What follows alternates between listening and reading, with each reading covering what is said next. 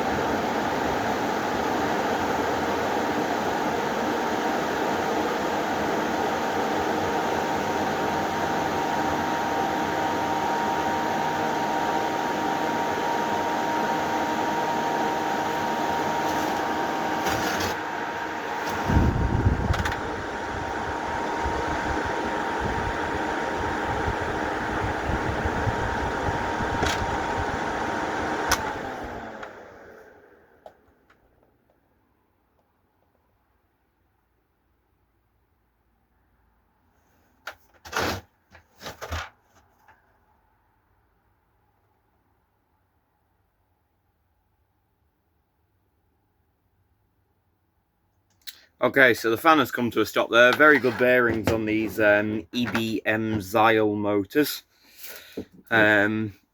So, yeah, very good fan.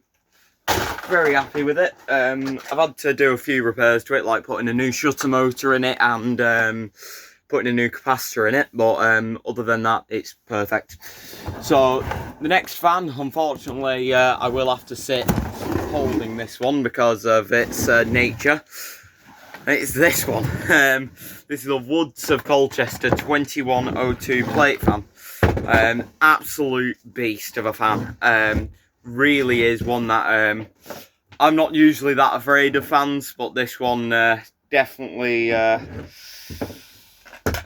probably can't say that on YouTube, but yeah, the way I'm going to word it is it terrifies me. So yeah, I'm going to plug it in now. So there we are, it's plugged in. So the isolator switch is off. It is a double pole isolator switch, so I am comfortable enough putting my hands near this, even though it is plugged in. So you can see there are quite big blades on it. Unfortunately, due to its age, it's from 1995, so it's quite old. I have mostly cleaned a lot of the rust off, but a lot of the powder coating is flaking off this fan.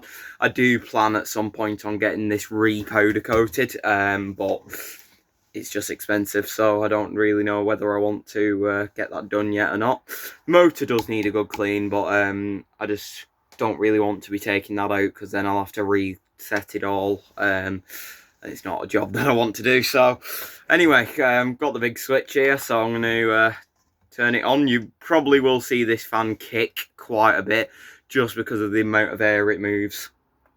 Okay.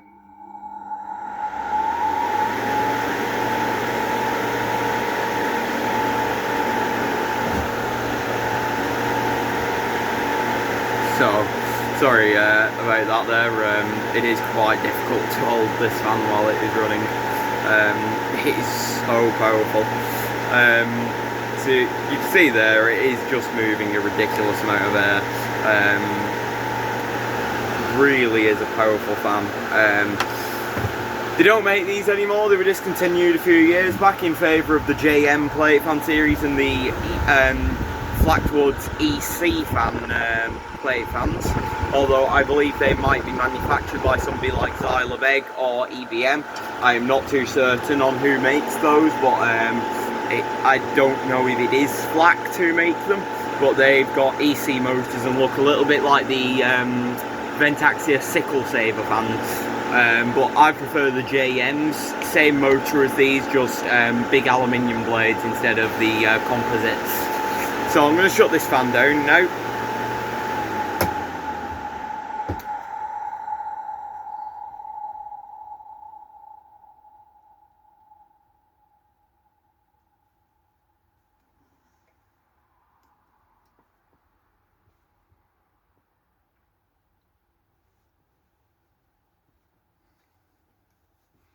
There we are, it is shut down.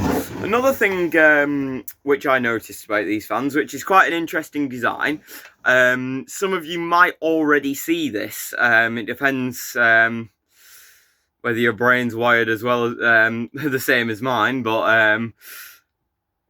I noticed on these fans, these blades here are closer together than these blades down here. The blades are actually slightly out of whack, and there is a reason for that. It doesn't affect balance, it's a perfectly balanced fan. It's actually for volume reasons. Having the blade like that actually reduces noise on the fan, which is a very, very intelligent design. Really does prove how much of a smart manufacturer Woods of Colchester are. No Flacked Woods, but yeah, I'm going to start it up one more time just so you can see the rear of it starting.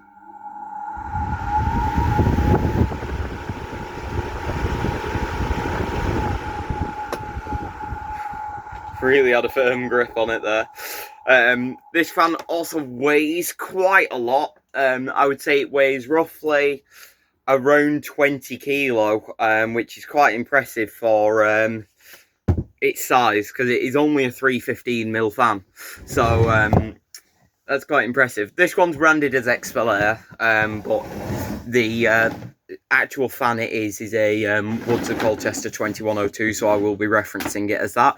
The Expel-Air part code was an XPM315. These ranged all the way up to the size of a 650 as far as I'm aware, although I could be wrong, they could have actually gone bigger. That's the biggest I know of for the 2102 series, but if anybody knows if they did bigger, then feel free to comment and let me know. But that's all for now. I'm going to get out of the attic now and make myself a lovely hot chocolate because I'm freezing. And I hope you have a nice rest of your evening or day, depending on when you watch it. So, thanks. Goodbye.